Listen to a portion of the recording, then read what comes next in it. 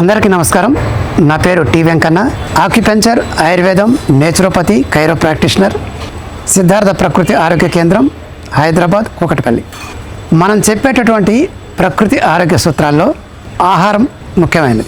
ఈ ఆహారం తీసుకోవడంలో చాలామంది మనం నాన్ వెజ్ బంద్ చేయమంటే బాధపడుతూ ఉంటారు.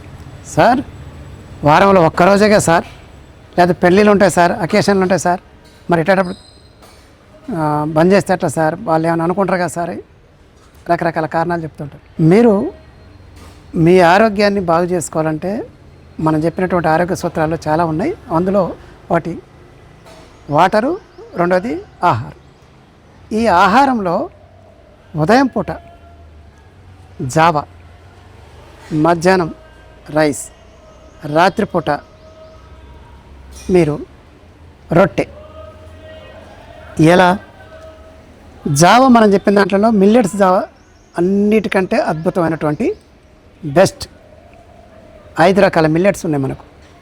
1 కొర్రలు, 2 సామలు, 3 ఊదలు, 4 అరికలు, 5 అండు కొర్రలు. ఈ 5ంటిని రోజు మీరు 2 రోజులు ఒకటి, 2 రోజులు ఒకటి, 2 రోజులు ఒకటి, 10 రోజులు వస్తాయి. మళ్ళీ రిపీట్. ఎలా చేయాలి?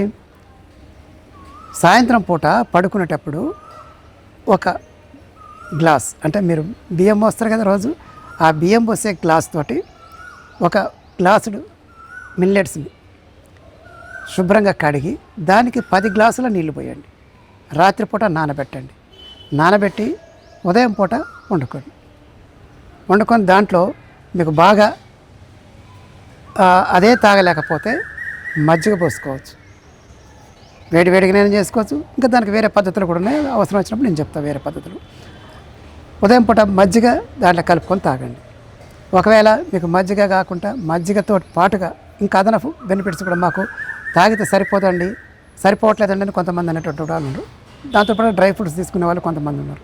తీసుకోండి. లేదు, క్యారెట్ ఉంటుంది కదండి, క్యారెట్ని బాగా కడిగి ఒక క్యారెట్ని తురిమి దాంట్లో వేయండి. అలాగే పచ్చి కొబ్బరి కూడా తురిమి దాంట్లో వేయండి. మీకు ఇప్పుడు మిల్లెట్స్ జావా, దాంట్లో క్యారెట్ విత్ పచ్చి కొబ్బరి, ఈ 3 కలవడం వల్ల మీకు అదనపు బెనిఫిట్స్ వస్తాయి. జావాతో పాటుగా క్యారెట్ వల్ల మీకు దానికి వచ్చే బెనిఫిట్స్ ఉంటాయి. కొబ్బరి అంటే అరగడానికి, జీర్ణాశయానికి, అన్నిటికీ ఉపయోగపడేటువంటి బెనిఫిట్స్ కూడా ఉంటాయి. ఇది ఉదయం పూట తీసుకోండి.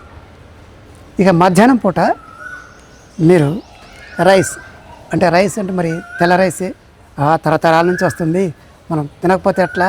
ఏదైనా చెప్పండి సార్, మేము రైస్ తినాల్సిందంటూ తినండి. ఒక పూట తినండి. కూర ఎక్కువ పెట్టుకొని తినండి. నేనేం చెప్తానంటే ఉప్పు కారం తగ్గించేసి కూర అన్నంతో సమానంగా, కూరతో పాటుగా ఒక చట్నీ అంటే నిలవ పచ్చళ్ళు వద్దు, మన రోటి చట్నీ అంటే మరి ఇప్పుడు రోళ్ళు ఆడున్నాయి. మిక్సీ చట్నీ చేసుకోండి. ఏంటి, రోజుకొక రకం. మీకు పుదీనా ఉంది, మనకు ఎన్ని ఉన్నాయండి ఆకుకూరలు, రోజొక ఆకుకూర, దాంట్లో వెరైటీగా 2 మిక్స్ చేసుకోవచ్చు. ఇట్లా రోజుకొక పచ్చడి, అంటే టేస్ట్గా ఉండడం కోసం, మీకు ఎక్కువ ఉపయోగపడటం కోసం చేసుకోండి. ఎట్లా? ఒక పచ్చడి, ఒక కూర వేసుకొని తినండి. ఎక్కువ తినండి. మధ్యాహ్నం తినగలిగే వాళ్ళు అంటే మిల్లెట్స్ రైస్ తినవచ్చు.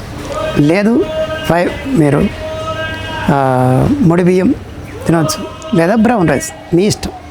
ఏది అందుబాటులో ఉంటే అది తినండి. లేదు, ఇవన్నీ వద్దండి, తెల్ల రైస్ తినండి. కానీ ఒక కూర, ఒక చట్నీ పెట్టుకోండి. ఈ కంపల్సరీ ఉండేట్టు చూసుకోండి. ఆ తర్వాత సాయంత్రం పూట జొన్న రొట్టె.